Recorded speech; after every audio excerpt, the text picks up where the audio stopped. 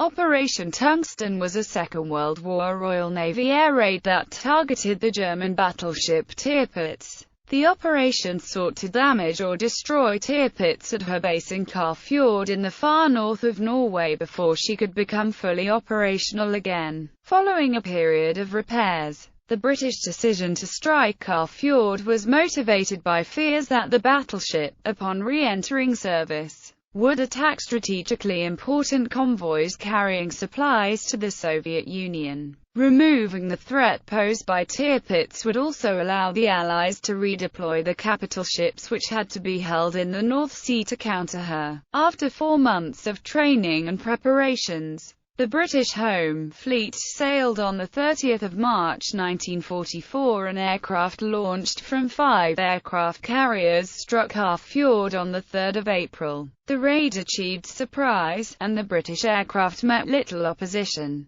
15 bombs hit the battleship, and strafing by fighter aircraft inflicted heavy casualties on her gun crews. 4 British aircraft and 9 airmen were lost during the operation. The damage inflicted during the attack was not sufficient to sink or disable Tirpitz, but 122 members of her crew died and 316 were wounded. The German Kriegsmarine decided to repair the battleship, and works were completed by mid-July. The British conducted further carrier raids against Tirpitz between April and August 1944 in the hope of prolonging the period she was out of service, but none were successful. Tirpitz was eventually disabled and then sunk by Royal Air Force heavy bombers in late 1944. Background: the threat Tirpitz posed had an important influence on British naval strategy during the Second World War. She was commissioned in February 1941 and completed her crew training late that year. At about the same time, the German High Command decided to station the battleship in Norway. This deployment was intended to deter a feared Allied invasion of Norway and threaten the convoys which regularly sailed through the Arctic Sea to the Soviet Union. These convoys carried large quantities of war material from ports in the UK and Iceland, and were frequently attacked by the German air and naval units stationed in Norway. Tirpitz arrived in Norway in January 1942 and operated from anchorages located in fjords. While she was operational, the Allies had to keep a powerful force of warships with the British Home Fleet to guard against the possibility of a sortie against the Arctic convoys, and capital ships accompanied most convoys part of the way to the Soviet Union. The British attacked Tirpitz several times during 1942 and 1943, when the battleship sortied to intercept convoy PQ-12 on 6 March 1942. HMS Victorious, which formed part of the convoy's escort, attempted to attack her using torpedo bombers. These aircraft launched 20 torpedoes at the battleship but all missed. On several occasions during 1942 and 1943, bombers from the Royal Air Force and Soviet Air Forces attempted to strike Tirpitz in her anchorages, without success. On 23 September 1943, 2 British X-class midget submarines succeeded in penetrating the defences around the battleship at her main anchorage at Karfjord in northern Norway during Operation Source,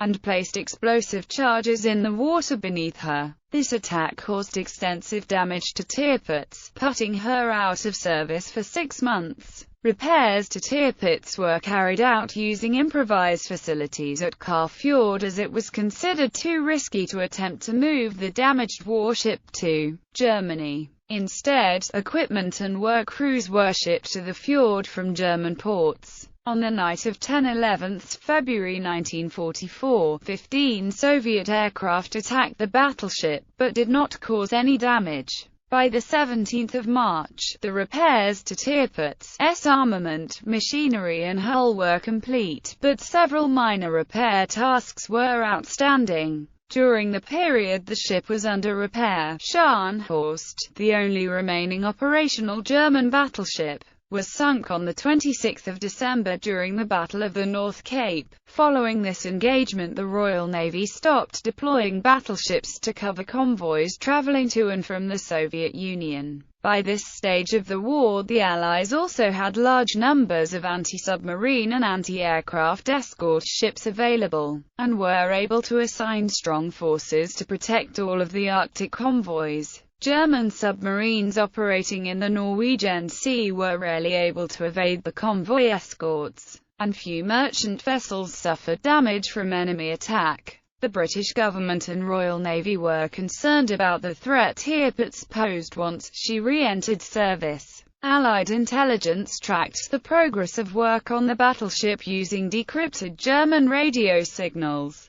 photo reconnaissance flights and eyewitness reports from agents in Norway. It was feared the battleship could sortie and attack convoys in the Norwegian Sea or Atlantic Ocean after the repairs were completed. The need to guard against this possibility would also occupy warships needed to support the planned invasion of France. As a result, it was decided in late 1943 to make further attempts to sink the battleship. Despite Allied concerns, Tirpitz posed only a limited danger to Allied shipping. From late 1943 the battleship was unable to put to sea for crew training due to the threat of Allied attack and fuel shortages. These shortages also meant the Germans were unable to move the battleship between anchorages to make her more difficult to locate and attack. Preparations. The options for attacking Tirpitz at Karfjord were limited.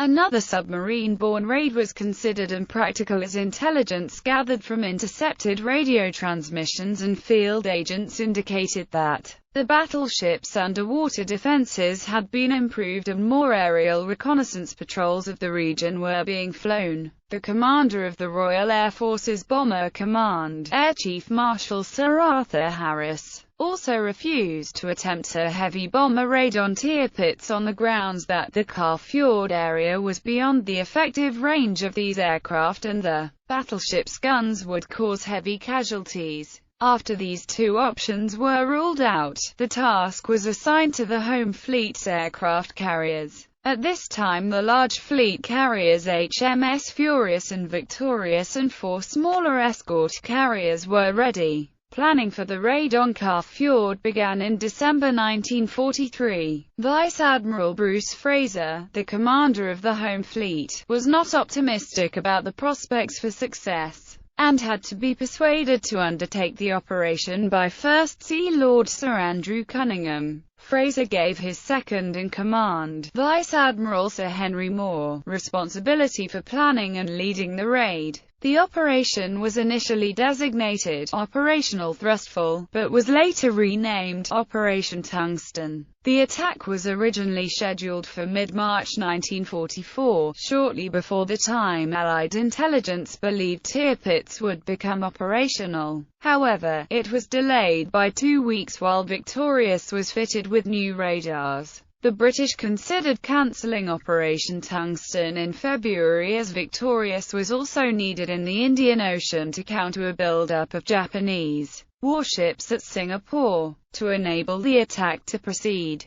the United States Navy agreed to temporarily transfer US Saratoga to the Eastern Fleet so that Victorious could be retained in the North Sea. The plans for the raid were centered on 2 dive-bombing attacks by Fleet Air Arm Fairey Barracuda aircraft. Each of the attacks was to involve 21 Barracudas escorted by 40 fighters. Vought F-4U Corsairs flying from Victorious would provide protection against German aircraft, while Grumman F-4F Wildcat and F-6F Hellcats operating from Furious and the escort carriers HMS Emperor, Pursuer and Searcher were to strafe anti-aircraft batteries near Tirpitz, as well as the battleship herself. Further aircraft flying from Furious and the escort carrier HMS Fencer would protect the fleet against attack by German aircraft or submarines. While carrier aircraft had previously lacked a bomb capable of penetrating a battleship's thick deck armor, it was hoped that the recently developed 1,600-pound armor-piercing bomb would be able to pierce at least the first layer of Tirpitz's armor if they were dropped from an altitude of 3,500 feet or higher. The damage caused by such hits was expected to put the battleship out of service.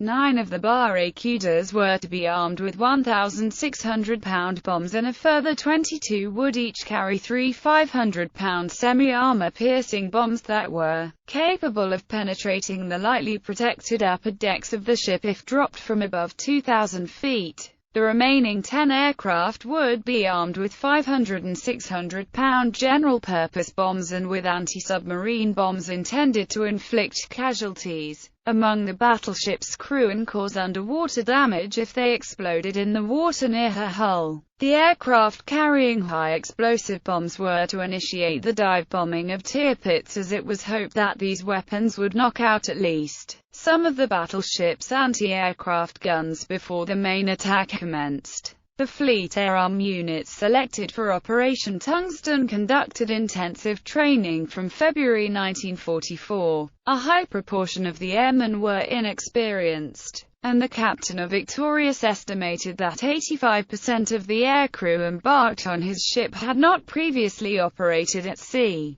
The training program was centered on Lough Eriboll in northern Scotland, which, like Carfjord, was surrounded by steep hills. Flying from RNAS Tungsten in the Orkney Islands, the aircrew practiced maneuvering around this terrain to familiarize themselves with the tactics needed to avoid German anti-aircraft guns and successfully attack Tirpitz. The Royal Navy drew on intelligence on the defences of Carfjord to make the exercise range as similar to the conditions around Tirpitz as was possible, and the aircrew were extensively briefed on the locations of German positions. An area the size of the battleship was also marked out on an island in the center of the loch and repeatedly bombed. While these preparations were underway, the Allies continued to monitor Tirpitz. In late February, the escort carrier HMS Chaser transported photo analysts and the ground crews for a Royal Air Force photo reconnaissance detachment to Varna airfield in northern Russia. These personnel were joined by 3 Supermarine Spitfires fitted for photo reconnaissance work and a single consolidated PBY Catalina in March.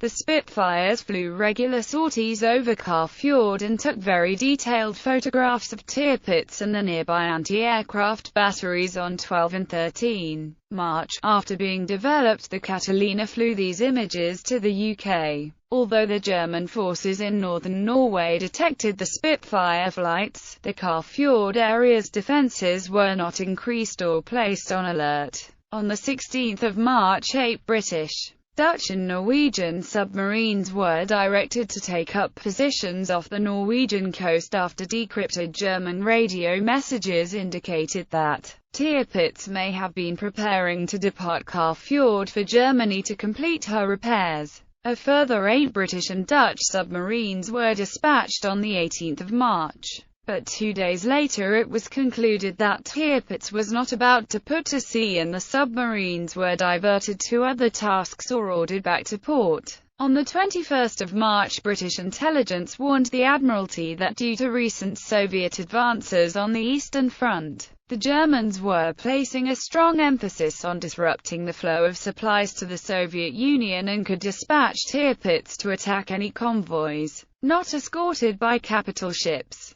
In response, Fraser was directed to provide battleship protection for the next Arctic convoy. The final decision to undertake Operation Tungsten was made in mid-March on the basis of a decrypted radio message that indicated that Tirpitz was almost ready for combat and would conduct high-speed trials on the 1st of April. As a result of the delays to the operation, the sailing of the attack force coincided with the departure of convoy JW-58 for the Soviet Union. It was hoped that if German forces spotted the British fleet, it would be assumed that the warships were supporting the convoy. As part of the final preparations for the attack, a full-scale rehearsal was conducted using the training range at Lough Eriboll on the 28th of March. From the 1st of April onwards, the Admiralty received hourly weather reports from a group of Norwegian Secret Intelligence Service agents in Alta, near Carfjord. Opposing forces.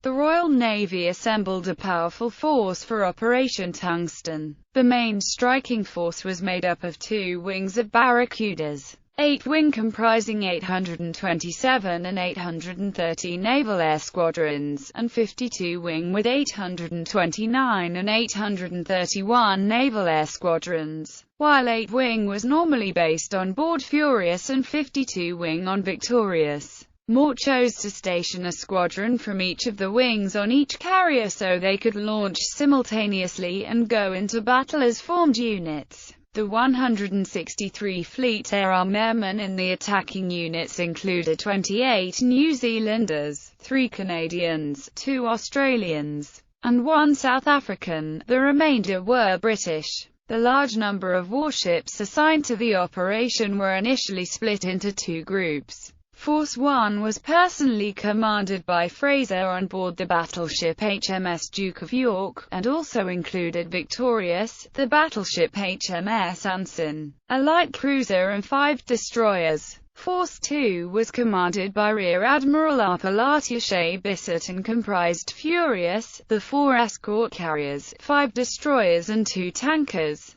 It was planned that Force 1 would initially provide support for convoy JW-58 and Force 2 would sail separately and proceed directly to a point off Norway where it would be joined by Anson and Victorious on the 3rd of April and conduct the raid the next day. Tirpitz's anchorage at Carr Fjord was protected by anti-aircraft batteries and fighter aircraft. At the time of Operation Tungsten, 4 batteries of heavy anti-aircraft guns and 7 batteries of light guns were located on the shore near the battleship. Several anti-aircraft vessels and destroyers were also usually moored near Tirpitz. The battleship herself was fitted with 68 anti-aircraft guns. Equipment capable of generating an artificial smoke screen to hide Tirpitz from aircraft had also been installed around Carr Fjord. The German Air Force had only a small number of fighters stationed at bases near Carr Fjord, and their operations were constrained by a lack of fuel. British intelligence believed that the German fighter force in the area could be rapidly expanded in the event of an emergency.